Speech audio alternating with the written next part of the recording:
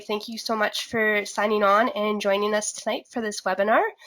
Just real quick for people to understand who Foothills Forage and Grazing Association is and why we feel this is an important topic to bring to you guys. Wanted to do a little introduction to who we are. So there we go. Foothills Forage and Grazing Association, we are a not-for-profit producer-driven group. We address issues, ideas, and innovations for forage and livestock producers. We focus mostly in the south central area of Alberta and work with 12 different municipalities. We have a board of directors that is currently made up of 11 volunteer forage producers from across our region. And we are proud that we bring together producers by finding profitable and regenerative ways to produce forages and livestock. So now that you guys understand who we are a little bit better, I just wanted to move into a few housekeeping items. We will have a question and answer period at the end of Grant's presentation, kind of anticipating the presentation to take about 50 minutes with about 10 minutes for questions and answers afterwards. If you wish to ask a question, please use the chat feature. You can kind of see if you look over here, there's a little, looks like a bubble that allows you to click on the chat and then you can answer your question. The nice thing about doing that is it will be visible to everybody. So if you have the same question as somebody else, then we can all see what everybody's asking. I have muted everybody. Please leave your microphone on mute. If you've dialed in by phone, please make sure you mute your microphone. That just helps make sure that we don't have any feedback on the webinar. And this webinar is being recorded, so that's good news for you guys, because if you miss anything, then you can go back and view it on our website. Or without further ado, I would like to introduce our speaker tonight. For anybody who hasn't met him yet.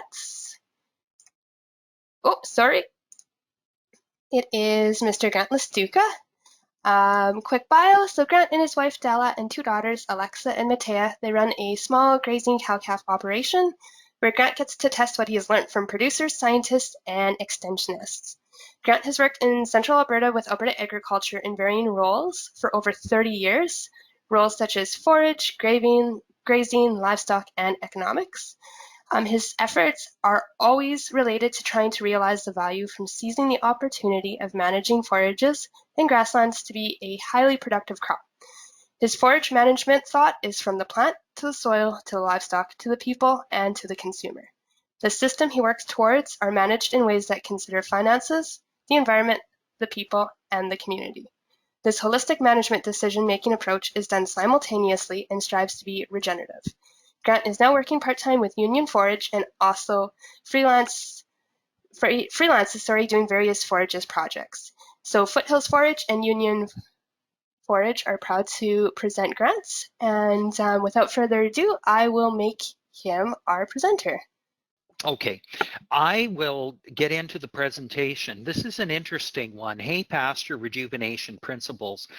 The fact of the matter is, this is something, as Sonia so well said, it's an area that has been known for a long time, and knowing because it's a need.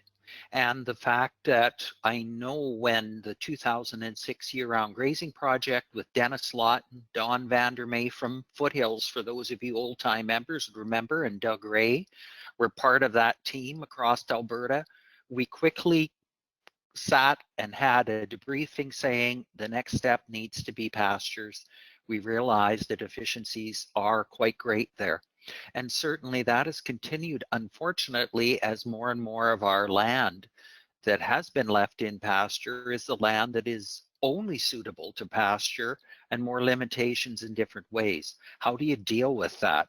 And the whole idea of dealing with that, and I'm hoping my bottom ribbon on my screen will disappear shortly, but all said and done, it in fact has to do, I think I've got it now.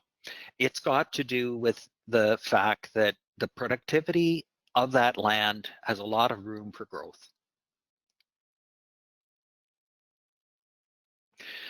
When we look at the Alberta average hay yields, we're quite disappointed to think that really that kind of a yield is an average. And we know that as costs go up, cost per unit to put up hay goes up when it's not a high yielding crop. With pasture, it's a very variable number and it's hard to pick. And this number is being a little bit generous because when we worked with the year-round grazing, we knew that from Alberta producers submitting their number through the cow-calf beef surveys, that the productivity was less than that. But we know it's a real variance depending on land type and soil types. How much is actually available for use, the restrictions on it and everything. But 30 animal days, unit days per acre, simply means 30 approximately times 25, 30 pounds, 900 pounds of material being harvested over the course of a year, which isn't a lot. So what can we do to improve that? Well, a lot of it comes down to, and I'll focus on the hay side a little bit first for rejuvenation, because to me, I'm going to deal with that more quickly and then get into the grazing and the rejuvenation pasture side. The fact is, if we don't have enough fertilizer, fertility in the bank account that is in the ground, that is present in that system to draw on, we know that the production of hay takes nutrients. Nutrients are removed. If we've got enough legume in the stand, lo and behold, that's why we don't need a lot of nitrogen in the system. But when I start looking at the other things I want to see on a soil test, if I don't see these kind of numbers, I start getting worried. And to me, that simply means that I need to look a little more. The amount of nutrients that comes out of the soil, let's presume we've got quite a bit of alfalfa in that stand. It really does need the nitrogen because it is high. But the idea of phosphorus, because it's often limiting in our soils. Potassium, we're often fortunate, but over the course of growing a hay stand, it doesn't mean we are all the way through, or sulfur. And those are one of the reasons I worked on a project many years ago with Dr. Shofang Wang, and we found the winter kill was actually related, quite highly related, to lack of sulfur. So again, something to watch out for. Okay, here was our nitrogen credits and everything that we had, and I was talking to you about take advantage of in the following crop. And remember, your termination time does impact the fertility that's available in the future crop. The real reason we're looking at so much of the rejuvenation is we've understand more, we've learned more. All the efforts we've had in this Forage and Applied Research Association with Foothills to understand the soil side better, and in grazing conferences and everything, drawing on the resources, the changes, the learnings, we now realize we're managing a bigger system, a more complex system we thought. And we're realizing that the sum of the parts can be so much greater than the whole if we look at the parts in light of the potential they have and start in combining them. And that was something Christine Jones really taught us, was that what I'd always believed in my own mind through all my years was soil grew plants. And what she taught us was plants grow soil. And if you're thinking that, then you realize from the standpoint of a pasture or a hay stand and rejuvenation, the productivity, the biodiversity is a function of ability to grow soil. Do we want a monoculture? Do we want a low yield? Both of them trap us into not growing soil very well and limiting us in the potential we have. So why don't we look a little broader? Jill Clapperton looked at it pretty nicely when she said with a cover crop, and we're looking at cocktail covers, why aren't we looking at perennial biodiverse plant stands? And many of us have been. But the beauty of what we're learning with cocktail covers and annuals, in my mind, is quite similar to what we're learning with perennials, and you maybe or should be knowing. And how the plants communicate together, how they in fact share nutrients together. And Dr. Mike Schellenberg said to me, Grant, realize when you have a deeper rooted species like alfalfa, it's going to lift water and release it. It's not water use efficient like you'd think because it's sharing too much. It's giving too much to other resources, the grasses. Well, I'd rather have a sharing and a partnership of deeper rooted plants, more shallower rooted plants to take advantage of. And that comes most when we have different species, different multifunctional species, as they say, and knowing their compatibility comes together thereafter. When we looked at those numbers with, of course, as many of you might have seen this through the Sandfoin project, we looked at Alberta producers' grazing numbers that were submitted through the Alberta uh, Economics and Competitive Division, and that was for the years of 2004 to 2010, and then repeated again for 2013 to 15. What was found was that the profit per acre, the productivity per acre, was in fact greater in this province. Southern Alberta didn't have as big a spread as Northern and Central, but it still had that spread where having multifunctional species, having legumes with grasses, picked up the game. And it's how, I guess, what we're really looking for there is to have a stronger team so we're getting stronger results and more predictable results through times when it's a little bit dry or diverse. When I look at pastures and rejuvenation, to me, I really need to think what's there and why. And that is so crucially important because it's determining our journey. And our journey and how we got there will help us understand how we don't want to get there again. Oh, And in fact, if we could go someplace else, and that sorry.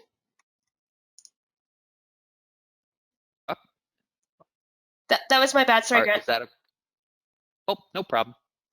Uh, we've heard in the old days, how do you do a rejuvenation determination? Can your pasture be more productive? Look in the ditches. And when we see that, we realize this pasture in the foreground, to me, that's telling me that pasture has many limitations. And unfortunately with this, and part of the resources Sonia's got set up for you that you're going to draw on after this presentation is the fact that some of these problematic resources, the species we have are through succession lowered our productivity to. Do we really want them? Are they part of a solution into the future? Do we want to have an anchor tied around our foot as we go forward? It's something to think about, certainly in any case. Is this pasture in the foreground a pasture that we want to rejuvenate by adding species, or is it a pasture we want to remove? The fact of we look at it, we realize there's synergy here. Species, potentially Gordon Hutton, who had many years of experience, and many of you know, said are about 20% of the puzzle, often when you're looking at what's happening. And we've heard others say after 5 years, the productivity of your pasture is highly correlated to your management. Well, 40% might be what Gordon would have said to you. So species, though, make it awfully hard or easy to do the right things. They create the synergy for the environment, as you know, the moisture, the nutrient cycling, the solar capture, all are synergistic to the species and their productivity. So it is something to watch for, and those species maybe aren't as important as management, because I've seen many people, and myself included, working so hard to bring pastures back to productivity. And I've done that for 25 years, and I'm quite happy how much they've improved. But as Murray Abel said in our Sandfoin project, phase 2, who is one cooperator with the Grey-Wooded Forage Association, he said they're still not as productive as my higher legume pastures after all this time. And that to me is a telltale story of concern. One of the things I say to people is we really have to decide when to cut your losses.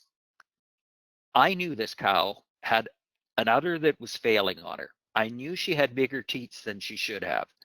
Why did I keep her one more year? Well, I was lucky I had a daughter, Alexa, to help me, but that was the last year I kept her. because I decided it wasn't going to be another year. So cutting your losses, in my way of thinking, we heard A.R. Chaletta tell everybody at a grazing conference, learn, unlearn, relearn. He didn't say hang on to your old beliefs. He said learn, unlearn, relearn. Don't forget them, but learn from them. So I do believe that I've learned a lot from keeping old pastures in a longer period of time.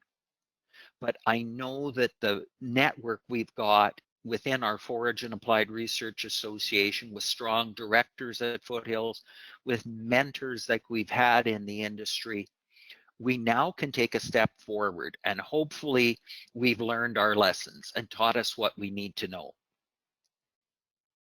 We do have to get right down to it. Why did this occur? And Wayne Burleson was one that first said, ask why 5 times and make the person narrow it down each time. It's not my pasture's unproductive. It's why is your pasture unproductive? Well, it doesn't grow very well. Well, why doesn't it grow very well?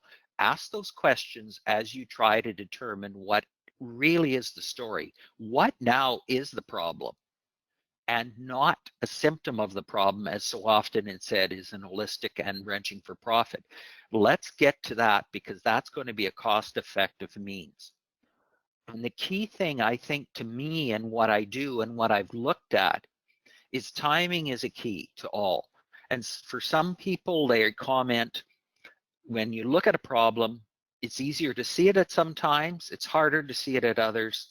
And of course, some people will say, well, the grass grows great when it rains. Well, it doesn't always rain. And you know what? Why is my neighbor's a little more productive than mine when it doesn't rain? How can I afford that? And looking at options to address that problem. So really asking the why, the what, the when, the how, and the future. What am I going to do different? If you're not planning on doing anything different, you're probably going to get that same result you got now. And it is a self-defeating prophecy. So again, getting down to really asking ourselves some tough questions. Mike Schellenberg said it so well when he said to us, you need to plan before you rejuvenate. Ask yourself what's going on. And I don't have the full article here in front of me, but he then talked about rejuvenation in the form of seeding. And he talked about seeding rates. And he said, yes, if you want to add some alfalfa to that stand, he said, I would add at least 50 or 100% of what I want. Start there. And my friend Sarah Sommerfeld, I think, put this together very well when she was looking at it, because what she tried to do was break it down into decision-making tree. And Sarah is a Saskatchewan forage specialist. They're part of that endangered species in Alberta, I guess, but still present. And Sarah does a wonderful job looking at it, putting that tree down to saying, should I replace? Should I manipulate? Should I manage? Where should I go here? And start in coming up with some loose solutions in the pieces. One thing I was just going to say to everyone, this presentation is available to everyone. It's recorded. But if you wanted to grab out your cell phone now and take a picture of it, my comment to you would be to go ahead and do that, because what we're trying to do is allow you to take home the message. But I at times pull out a cell phone and take a picture of a PowerPoint slide, because it drives home the point. I want to look at it again and not be caught up in looking through a bunch of presentations. So have a look here. We're going to explore some of these areas. The rejuvenation options. This is the elephant in the room, changing grazing management. Depending on who we're talking to, and often you'll hear the comment, we're speaking to the converted. And I know all the efforts that Foothills has put together with grazing schools, with Jim Bauer being in their midst to draw on, Doug Ray's, Graham Finn, so many others. The fact is that Jim Garish and all those people cover this really well. But I can't let this elephant not be addressed, other than I will make a briefer comment to it. But the point of grazing management, I think, cannot be overlooked, because we're still learning no matter what. Fertilize. The fact is soil testing, and now with the wonders of the support that Foothills gave the lab, the Chinook Applied Research Association at OIN, we can look at biology, we can look at nutrients, we can look at a soil for ourselves, not looking at it in light of what an agribusiness supplier would be selling us, but looking at what our story is and take advantage of that. So I hope you can't hear my dog barking. When it comes right down to this soil test, it allows us to say it's not just fertilize. It might mean we need to develop some water points so that we can get that nutrients out on the landscape where we need it. Or it may be an option where a person said, you know what, I want to step up my game. I realize that the neighbor with a hog operation could be a foodstuff I could use for feeding my land. Bale grazing is a perfect example of this. That is an area that has really given a jump start. It in some ways is a little bit like mob grazing. What you're trying to do is jumpstart the system. And that's why some people look at cocktail cover crops as the same way. That's why we're looking at these rejuvenation with multifunctional species in perennials as well. Get that fertility on the landscape. The herbicide, the stock management use for weeds, both of those are important subjects if they're a problem for you. And I don't spend as much time in this presentation, but there is good material in some of the publications that Sonia is going to be sharing with you. We can use herbicides in a judicious manner so they address the problem and jumpstart us into the future, or they can be used as a costly crutch as we continue to mismanage a situation. I looked at some of the work that Okim Oman-Kanye had done up with the Peace Country Beef and Forage Applied Research Association. And he'd done a really good job at looking at aerations and other things, and he looked at deep ripping. And what he found in some of these, when they were applied with fertility and other things, they did jumpstart a system. But as Sonia and I were talking about yesterday, read the methodology, because some of the successes, when you read the methodology, you thought, oh, okay, now I understand it better. So have a look. Sonia is going to share with you what he's done, so you'll have another resource to draw on there. I like an aerator as a means, and Dwayne McCartney worked with it, of suppressing the existing stand and trying to add species into it. And that does work quite well, because we're looking at hoof impact, we're looking at herbicide suppression, we're looking at a cultivation in a form that's not so detrimental. And you have to pick your times. If it's dry weather, any of those will make you look bad and turn the situation into a dismay versus a success. Breaking and reseeding. That rejuvenation often is an option. Is it rejuvenation? Maybe it's called renovation. I don't know, but something to look at. The other one that's less is looking at sod seeding, but how do we go about it? Some people will say, well, I'm going to sod seed and I'm not going to suppress. I'm just going to add species. Well, ask yourself, are you happy with the species that are there? Is this an old hay stand that was in smooth brome and now has evolved to quack and Kentucky bluegrass? If you're in a moisture area of the province, maybe you're quite happy with that. But if you're in a drier area, you probably aren't. And the fact is, the lack of fertility that made that unproductive hay stand a failing, that it was converted to a pasture, is a sentence. It is a jail sentence to put on, in my mind, a sod seeding. That's where I am looking at accepting the fact killing and reseeding doesn't have to be a bad thing. The seed into timing is crucial. The species, the methods, we'll talk a little bit about that as we go, because those are some of the key pieces. What I wanted to say too, one of the rejuvenation options that gets discussed, and we'll discuss it a little bit more as we go through here too, because with stockpiling forage, like so many people do, there is a real opportunity with some of these species if we get some in a stand. That's why we kind of like the sandfoin. It's got pods that are seeds that are almost mature, and it's flowering at the same time. It's still a very good quality hollow stemmed food product for an animal, but animals are a seed spreader. Again, we'll talk about that. The elephant in the room, the impact of grazing and recovery on roots. If we have too many animals for the landscape we're on, we can never get it right, because onward acceleration, overgrazing is only going to be a reality. It's not even a problem, it's a fact.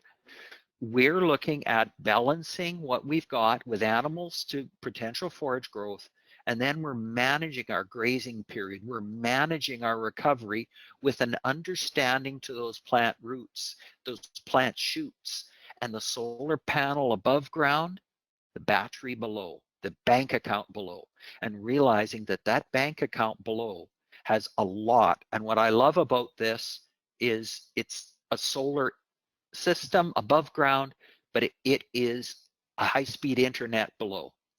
And that's what we're drawing on with the relationships with healthy, productive plants that have carbon to exchange with, in fact, deeper roots, more availability of nutrients for organisms to want to feed them, not just want to, going out and actively doing it.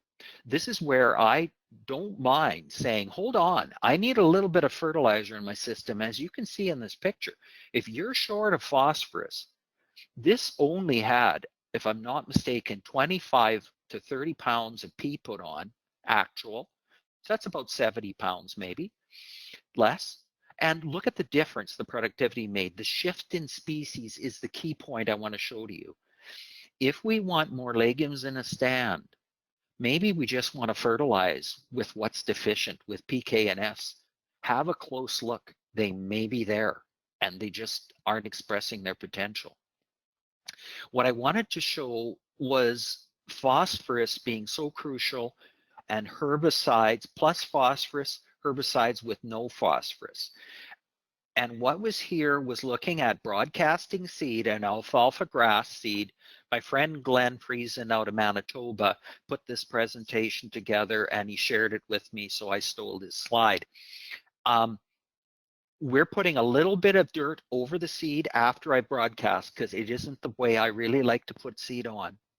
And in Manitoba, where you get a lot of moisture, when it was done in June, he was very lucky that, my apologies, actually, I think this was done in fall, but that was what they found in June when they looked. They saw that the plant population was quite improved. As you can see, and I have seen this in Ducks Unlimited rejuvenation projects in Saskatchewan, as soon as they put phosphorus in the systems, the percent of plants that established in a new system really came on. Anyway, that was the point I wanted to show you mainly. The benefit of a synergy and making sure you get some dirt over that seed. Bale grade, we've seen the advantage. High stock density was something Akeem found in his work in the Peace Country. Many of us have seen that and know that, and I'll share a little more about it. Weed control. It doesn't have to be a herbicide, it could be an animal. Remember, the tensile strength of young saplings is lowest in the spring. Get out there when those animals can damage, can strip, can remove parts of it. They won't do this in August. They can do it in June. And thistles, how do we set that back? If we've got a weed problem, I will use a herbicide. It's a tool in my toolkit, but I also will use my animals because I'm a cheapskate. I'm sorry. This was a neat article put together, and it was, of course, about Neil Dennis, our good friend, and some of the work he was doing back then with mob grazing as they were looking at it, and Gabe Collins. But Save Civilization, Grow Topsoil, that is one of the reasons why we're also questioning how we're rejuvenating and renovating. These are some of the results, and I'll focus just on this one under Neil Dennis's system. In 2011, that was his total soil percent carbon when it was sampled to depth. As you can see, 10 centimeters, 20, 35. This is just, a 12 we're someplace in the range of a little 18 inches. So it's deeper than most people would. Look at over the course of 3 years with his mob grazing and his adaptive multi-paddock grazing, how in fact he was boosting the deep soil organic and inorganic carbon. The beauty of that is that we're amending soils to depth. We're allowing for that soil to be a greater resource, a bigger bank account, quite a bit to depth. And in 3 years, how can you get there? Some of it is doing the right things in the right time and the right weather. But mob grazing, bale grazing, and this was in the springtime, June 3rd, they were bale grazing a poor quality green feed on this piece. And lo and behold, when they came in on July 23rd, you can look at how tall the grass is. They've grazed that piece already, so they're coming to this one. The productivity turnaround, that's what Akeem found with bale grazing. The cost of the bales inhibited a little bit, but he was trying to look at it nicely, because I would look at it as a feed and say to myself, okay, that's maybe not a cost, but we're getting some real productivity jumps to the landscape. This is where I'm getting to, and I'm going to spend more time. The fact of the matter is, I think that's what a lot of people were thinking we'd be covering, direct seeding back in. The challenge with it is that we've worked on this, and Sonia's grabbed a cover crop seeding into sod publication that I know some of you have had over the course of years, because we gave it out to everyone back in 2008 to all the forage and applied research associations. And it was a compilation of a lot of work done by old scientists, simply compiling years and years as they were getting ready to retire. I've worked for 35 years on direct seeding, weed control, higher productivity pastures, taking care of brush. Let's not lose that. So they went ahead and put that all together. The unfortunate thing they had to put down at the bottom of it is inconsistencies of results, disappointments. And we're going to try to share a little recipe to help you there. I threw this in as a bit of a joke, but people say, I don't want to cultivate, it's going to damage my soil relationships. Yes, your high-speed internet will be damaged. It's going to go down on you. The mycorrhizal fungi relationships, the root pores that are present. Martin Entz looked at red clover and said for 10 years after, in a red clover stand, the benefit of roots in a zero-till system was present. It won't be as present if we cultivate and ruin that. Or erosion risk. That's where, when it comes to that point, I do look and say, I know maybe people are concerned about using chemicals, and if they are, maybe I'm going to use a chemical 3 times in the next 15 years, and I'm going to do it in the next 2. And with that, I'm off to the races, because I would like a little greater chance of success. If I'm going to spend good money on seed, if I'm going to spend good money on any expenses, and the wonders of some of this equipment that we have around the system, fertilizer, whatever, I can go ahead and use a product like glyphosate. It is hard to kill grasses, to be honest with you. That 1.5 liter of glyphosate, I think, is fine to be used and will only be suppression pretty well for every grass. And that's at 540 active ingredient. It's pretty close to that. So yeah, you can use a pretty high rate. With orchard grass, you may don't want to use as high. But the whole thing about it now gives me an opportunity to really break that system up without cultivation. I don't know what happens to all the high-speed internet. I know its friend has been lost, but does it mean its roads are gone? I question and believe maybe I've got still something there. So let's look at putting some grazing grasses with legumes, and that's why I probably need glyphosate, because it's easier to get some legumes, and we'll talk about that. Grasses are harder. Look at all your tools at your disposal. When we see bare soil, that gives us an opportunity. And this bare soil, unfortunately, if it was Russian wild rye growing at Jim Bauer's place, if it was crested wheatgrass, I don't know if that bare soil would allow us to put something into it. That is a challenge because it's competition above and below ground. But we know that it allows a seed to get into a mineral soil and good seed to soil contact. I know that in fact, when I have a sod stand, it is really hard. If I'm told seed at 1/4 to a 1/2 inch deep, I'm not even near mineral soil. I'm in the duft layers. So it is really hard to get down there to the right spot. Sod seeding's tough, and that's why glyphosate at times a little earlier in the year will mellow that sod, and maybe in November or mid-April you can seed into it much more friendly way. There are a number of choices when we look at legumes. The red clover is known across the US and Canada and maybe elsewhere as being rock stars. They're Mr. Giordano on your defense if you're a Calgary Flame.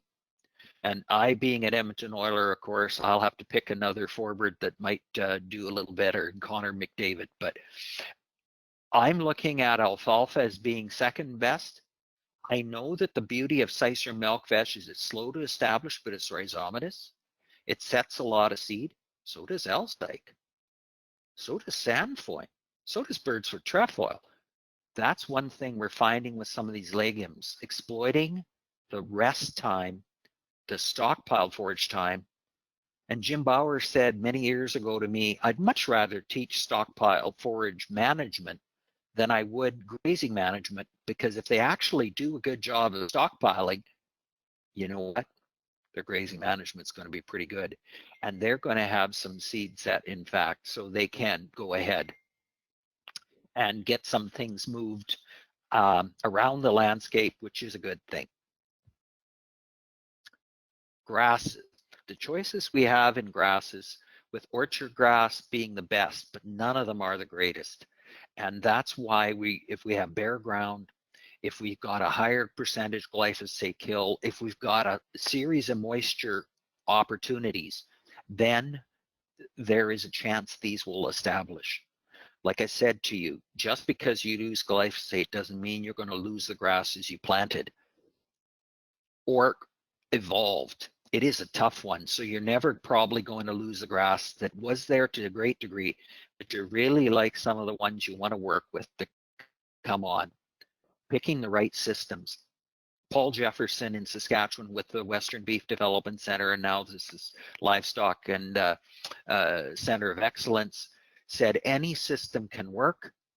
The point of all of it is we're looking at principles.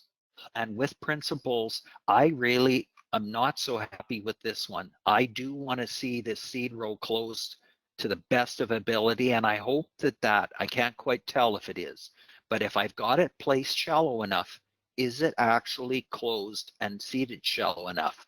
But that's the key thing. I need that seed row closed. This is something Akeem was finding when he did his work, that removing existing stand with cultivation, with disking, with plowing, breaking it up, that is extremely expensive. However, if I were to say, I'm going to remove it with glyphosate, I'm going to come back into it and seed it with minimum tillage and do so, the cost to do it by the time we look at fertilizer, seed, some of those operations is less than $200 an acre. And what I wanted to show you with that is the fact that when Lauren Erickson and I were watching what, I don't know if Jim Bauer's on this call, but I'll pick on him. He's a great friend of ours. I watched what he was doing, removing stands. And then Lauren and I said, you know what? We know from the work we're doing at Lacombe, that was back in the Western Forage Beef Group days, that Dwayne McCartney, and we're finding we're saving $1 a day swath grazing. So this could be money versus a traditional feeding system that I'm putting into a bank account. I grazed it. I used glyphosate in that year, $30 out of my pocket cost that's coming out of the next year, essentially. However, in year 2, where I use maybe $20 of glyphosate application, and so then all the seeding and everything was the same in the swath grazing, so it is $1 a day savings. If I got 100 swath grazing days, I've now got $100 in my bank account. The second year I come back with glyphosate again. This time now I've got $250 in my bank account to go towards fertilizer, seed, hiring somebody to seed it right in the right time, doing it well for success, being great. That is the point I wanted to make to some of this. We see that cost, it scares us away.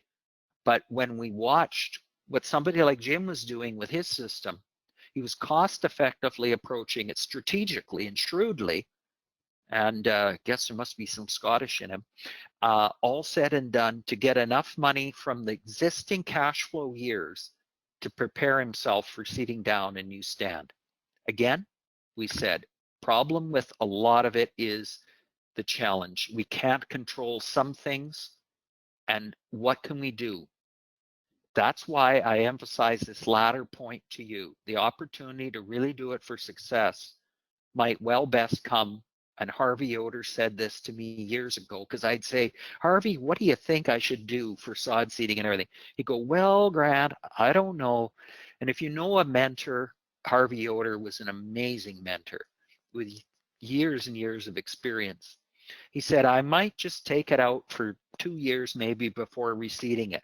So that followed that mentality. I guess Jim Bauer was listening to him maybe when he was doing his, or he just thought of it himself. But the point of all of that is it allows you a great chance of success, an opportunity to break down the sod, an opportunity maybe for the quack and Kentucky bluegrass, the smooth brome, to be really cut back in a new stand and getting some more productive species in it that are grasses, along with the legumes we want.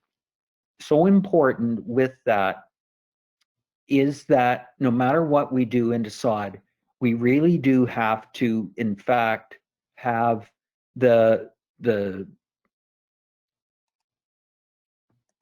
we really do have to have that good seed to soil contact, the very shallow seeding whenever we're seeding into it.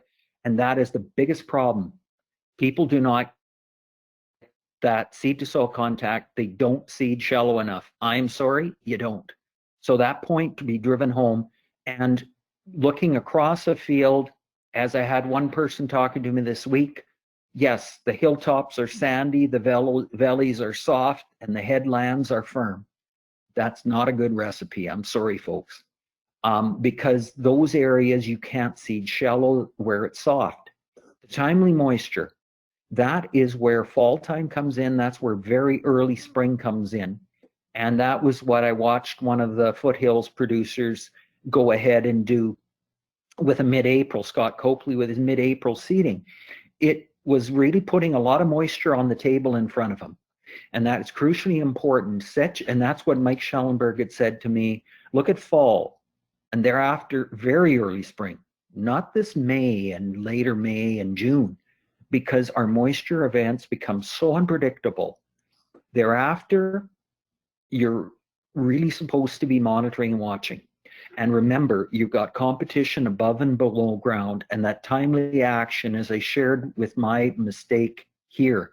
Now, this mistake, so I lost you for all of this. I apologize. This is a scenario where it is my place. It started where I wanted to be, and it ended where I didn't want to be.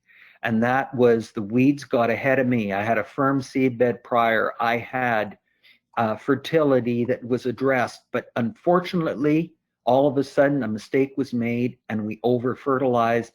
I know that in very dry conditions, even 30 pounds of product of phosphorus product damaged some seed quite immensely in Manitoba when it was dry. You look at a lot of those, and I don't understand. Graham and I were talking about it with Union Forages and trying to understand it, and chatting with Scott Copley too about it. The fact is, you're better off seeding with no fertility or adding fertility on the side if it can't go below or above. I didn't get 6 weeks. For 6 weeks, I didn't get any rain after this was seeded. When you don't get any rain for 6 weeks after it's seeded, what that translates into, in fact, is that the seeds and the sod and the moisture and the fertilizer are all sitting there. and weeds exploited it. I had put too much nitrogen on my swath grazing crop when Jim Bauer and I were talking about it on the weekend. I realized that I had lamb's quarters that was a foot, 2.5 feet tall.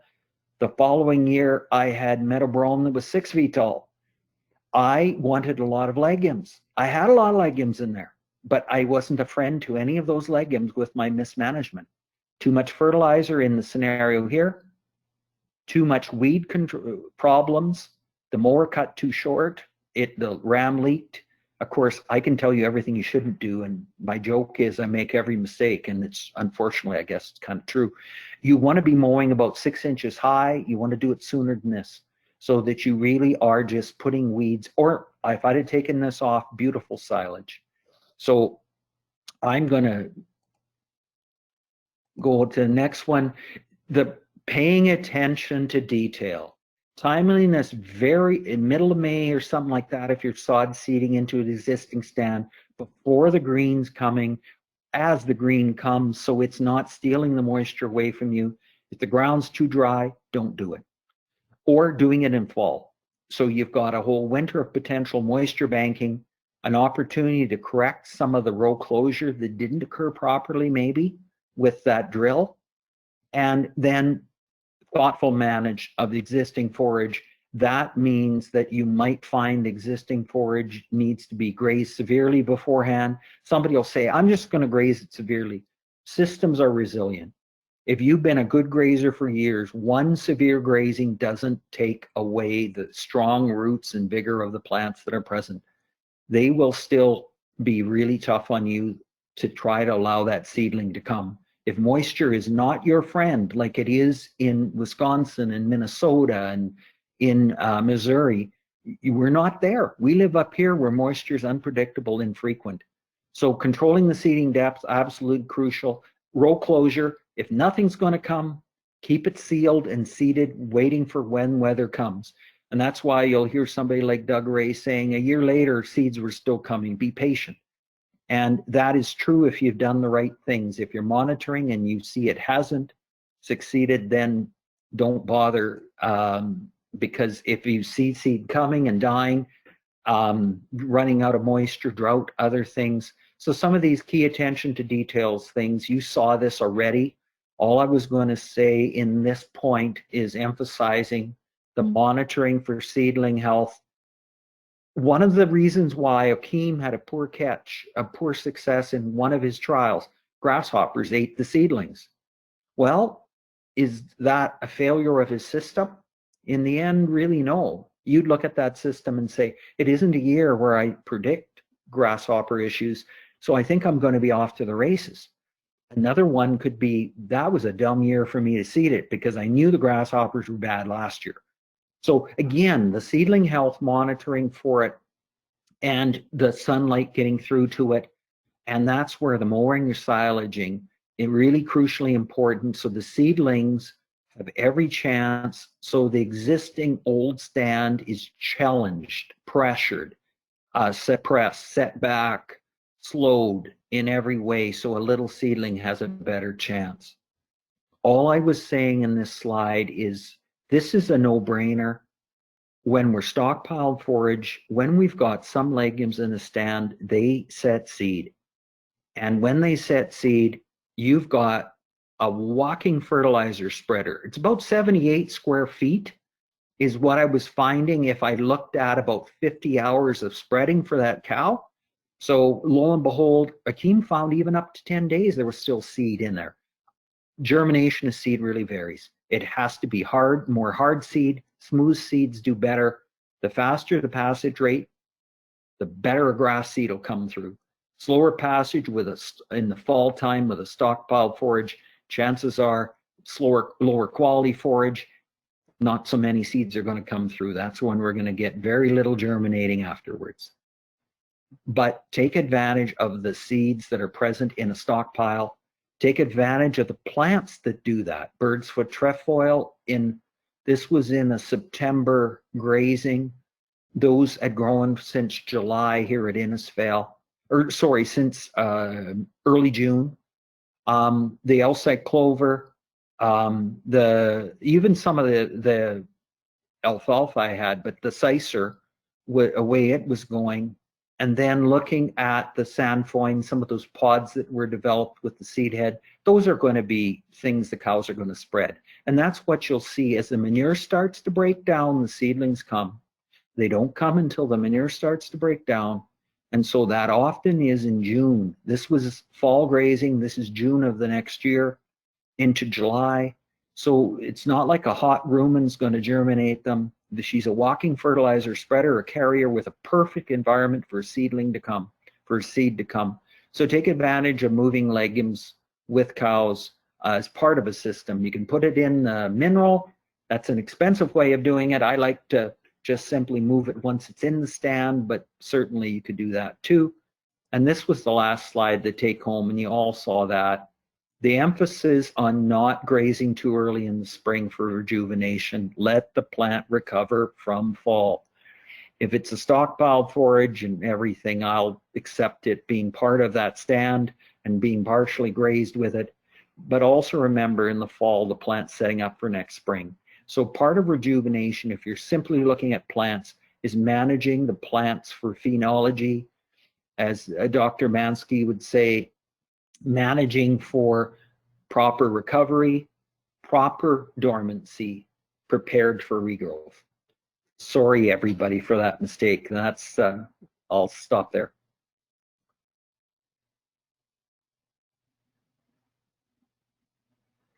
Sonia, are you there? Sorry, I am. Thanks for going back and finishing that presentation, Grant. If there's any other questions, then we'll stick around for a few minutes. Thank you very much to our FFGA Gold Sponsor Union Forage for helping sponsor this webinar. And thank you, Grant, so much for your wealth of information and for the presentation. And to everybody for being on the call tonight, thank you for joining us.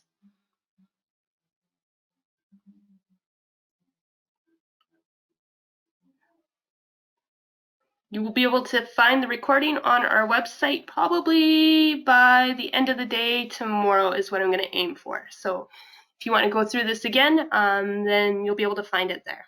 So thank you, everyone.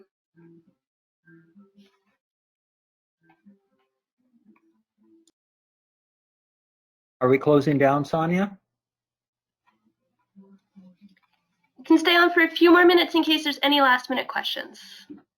Fire away, I'll wait. Grant, there is a question. If you can go back to the slide with the 4 images.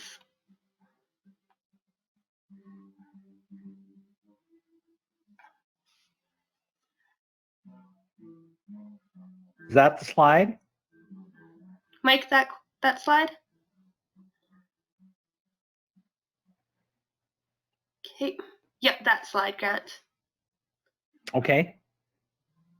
Do you want us just to stay on this slide, Mike, or do you have a question?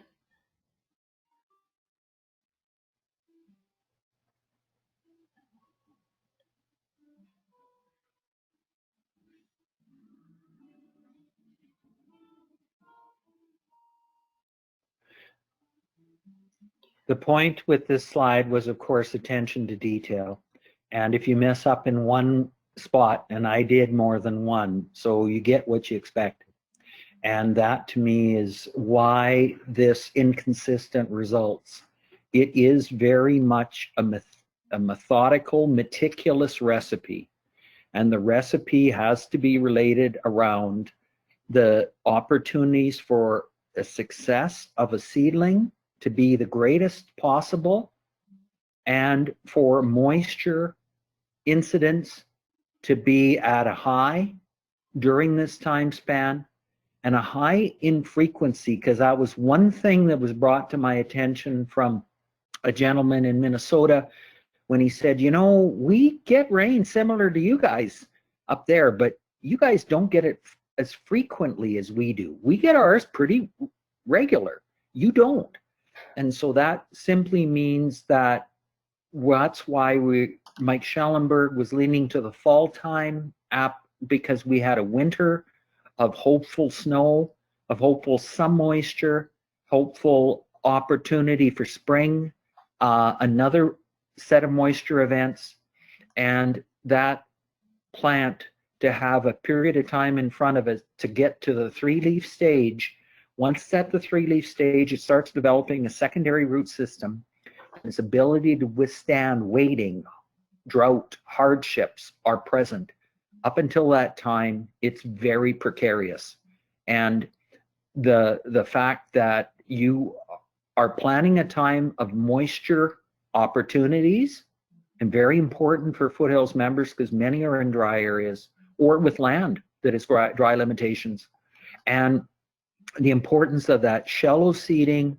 If it's got more surface cover, great. More than this picture, I hope you do.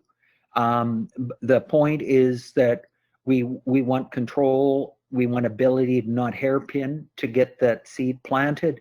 But if you're seeing a bit of seed on top of the ground, great. That means you're seeding it to the proper depth. The person that seeded this for me, it's my field actually, he seeds Timothy all the time for people. And with that Flexicoil 6000 system, he could seed very well.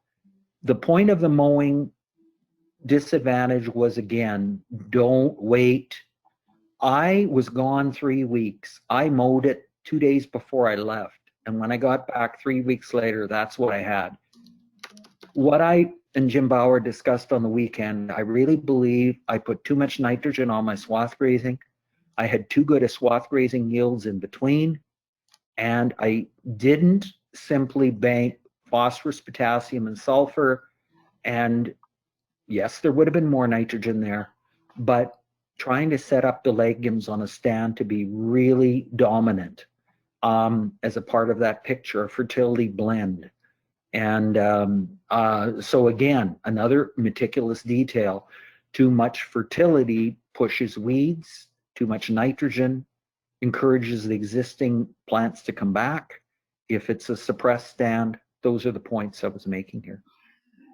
And sorry, and try to cut it or take it for silage. That's high quality silage. It should have been taken off as silage, not mowed and dropped.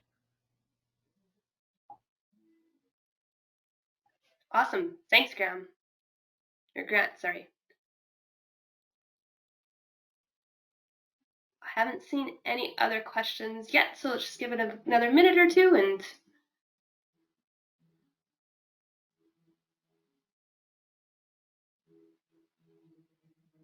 well, one thing I know, I've taught Sonia with this is to not take your presenter for trust them, because they can let you down. So anyway, if I can help you in any other way, I certainly would. And my greatest apologies for that. The first time I'm using this headset. all good. There was a question, Grant. Would mowed grass be good for building organic matter? Mowed grass, yes. The dilemma with it is that's getting to the ground surface. Depending on, and that's why you saw with Neil Dennis is the high stock density ones. And Akeem Amonkehe found that actually as well. Mob grazing in the piece boosted soil carbon. And he found it worked well as another means of doing it. And that is, mowing means it's sitting there. Now it needs to get down to where soil organisms can get at it. And if it can't get to the ground, and that was the big thing with mob grazing, is you graze, leave a lot of litter, but you tramp it down close to the ground so that the organisms that can't travel can cross distances into the plant, literally just flowing into the plant and starting to break that plant down quickly so it becomes a rapid nutrient pool. If it's mowed and left laying, it helps as litter. But when I was out, in fact, to the Waldron, and we looked at the exclosures, the fact over time, those exclosures where plants weren't grazed, in fact, did have too much litter. It didn't fall to the ground enough, and they actually choked each other out and left spaces in between them. So we really do, if we mow or do something like that, the game is trying to get that litter down close to the soil. Some of it can be higher, that's fine. but when you've got a tiny seedling and everything, you know it can't compete too well. So mowing it so that you've got it. In this example in the field, no, I should have cut it sooner. I should have cut it quite high, just taken the tops off, because I didn't want to blanket across everything. And that's why silaging would have been perfect. Good, thanks, Grant. That one looked like it answered the question. Another question was, how soon would you graze a stand after planting? Patience, patience, patience. Unfortunately, what the cattle are going to go for is the new seedlings first. And that's just how they do it. Yet, in the hands of a skilled grazer, we know with the Sandpoint project, our cooperator grazed with sheep. We know that Alec Robertson grazed, I think, with 700 yearlings or so 300 yearlings he put out on the Sandpoint project. But those are very short duration, quick grazings to remove and allow sunlight to get through. And the concern you'd have, watch so they're not pulling any seedlings out. And if it rains, Jim Garish will comment, if the animal's hooves are sinking deeper than an inch, pull them. So the idea of grazing to remove is a challenge, because animals, you really want high stock density. With the sheep, the way the Steins did it, they moved them every couple of hours. So they literally used them as a mower and sent them across that paddock of sandfoin mixture, and away they went. So the animal grazing can be done, but it is a challenge, and you need extreme. It's like a Ferrari in the hands of me. So you got to be careful, because we really want patience. And if sunlight's getting to those existing plants, be patient and wait. Don't worry so much about the stand getting away or ahead of you. But if you really feel you need to do something, be cautious and watch what the cows do with the seedlings. Cows will graze more aggressively and more uniformly than a calf or a yearling. So it is better you send cows out. Of course, the sheep were one of the worst, but in the hands of somebody that knew what they were doing, it worked. I hope that answered it. Thanks, Grant.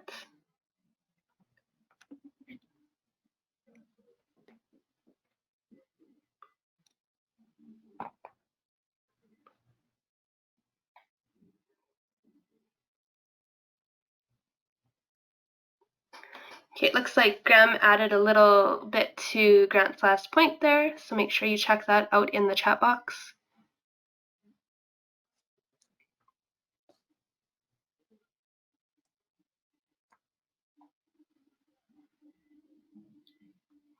Still got a few more minutes if anybody's got any more questions.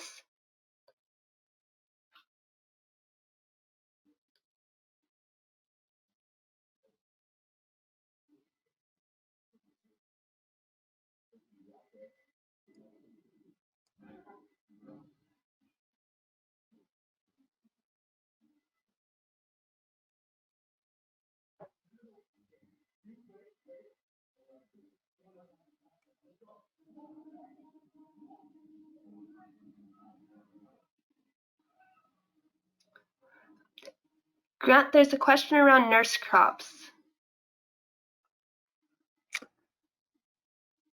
What would that question be about nurse crops? We'll wait for Graham to get back to us. In the meantime, another question is, would you ever seed annuals into a perennial stand to help soil health on old stands? Yes, I think that's something Gabe Brown, of course, did. When I was up in the Peace Country, I was looking at some of those stands, and they were really disappointing that the annuals had been seeded into. I would say seed in early. You want to be seeding in late April, just whenever the weather allows you to get those annuals in as soon as possible, because you are looking at a situation where the existing stand competition is devastating, and the amount of moisture is crucial to the success of those. So if I was going to seed annuals in to jumpstart it, and I know one of the people down at Tabor had a field that was very poor for a long time, and they finally went and planted a cocktail mix into it, and they really felt it jump-started it. But that timing had to be crucial, and I don't know when they did it and what. But what I saw and what I believe is that planting annuals in is very high risk, simply because the existing stand, one would believe, is so competitive. But the annuals can grow from an inch deep, where a small seed like a perennial or a cocktail can't be seeded that deep. So if I'm talking an annual cereal or a large seed like a pea, I can seed it deeper to an inch or a little bit even more. But they have to be seeded really shallow. So if we're talking other small seeds, so I'm still seeding early in the spring, very early, to try to compete with moisture deprivation that's going to be coming. And if I feel I'm deficient in something, it's the phosphorus I'd be looking at most. We know that phosphorus can increase seedling size by about 4 times when it's deficient. So we know that it's a big jump start if it's in the right place for the right spot. So that's an idea about planting them in. Try it as an experiment. Pick a time when you think moisture is going to be your friend. Do a soil test maybe first to find out what really is the problem, or you think. And when you're planting that annual in, try to put a few different species. If it still is oats and barley and wheat, or oats and barley and triticale, or even getting into some diverse brassicas or legumes of some forms, whatever you choose to do and see. But the most aggressive are going to be the cereals at growing out of a stand. And they do have great arboromuscular mycorrhizal fungi relationships where the brassicas don't, so that can be helpful. But I would like more than just one type of species. So I guess that would be the comment there. Is there any more on the nurse crop question, Sonia? Yep, question elaborated a little bit. So what do you think about using nurse crops? Nurse crops are a tool, and deciding if they're a good or bad tool comes down to management. I, over the course of years, have seen ups and downs with them. And my thought is, if you think it's going to be dry, then it's more of a challenge to have a nurse crop in. The fact is that weeds will be a nurse crop in any stand, as I kind of showed you anyway. So you're looking at, the only thing is, I got a phone call last week where somebody said to me, I was wondering about planting a nurse crop. And I was looking at oats and maybe a bit of barley, and so we talked about keeping the seeding rate down and everything. So it's 1/3 to 1/2 what you normally seed, simply so that it's not as competitive. It does compete against weeds a bit, but it doesn't get out of hand. And it's surprising how much it'll tiller and yield anyway. And then the person said to me, oh yeah, I should tell you about my forage mix. I've got perennial ryegrass in it. And I said, do you realize perennial ryegrass is a cover crop already? It's a nurse crop because it is an annual. And so just keep that in the back of your mind. What is the seed you're planting with that? So is it got some annual in it already, per se? And then it is. But I really like, then it's important you watch and monitor, because you'll see so many people go in there and silage the second week of July, and they planted in early May this whole perennial crop with a nurse crop. Great. I think that's marvelous. And as long as the moisture is your friend and you don't get it too dry. I have seen failures though, when everything got dry and all that grew were the annuals. The perennials were coming, they were there, and then you watched and they died. Simply because they ran out of moisture. The existing annuals had a better root system than the perennials, and the perennials lost out. So I'm a very conscious manager. My brother himself, after many years of doing a lot of this, will tell you he doesn't seed with a nurse crop, but he manages his weeds as a crop. So I'll leave that with you. It's up to you to decide. Okay, I just gave a last call for questions. We're at the 1.5 hour mark, so we want to be respectful of your guys' time as well. So if you don't have any more questions, then thank you for coming on, and we will be sending you some follow-up email later tomorrow.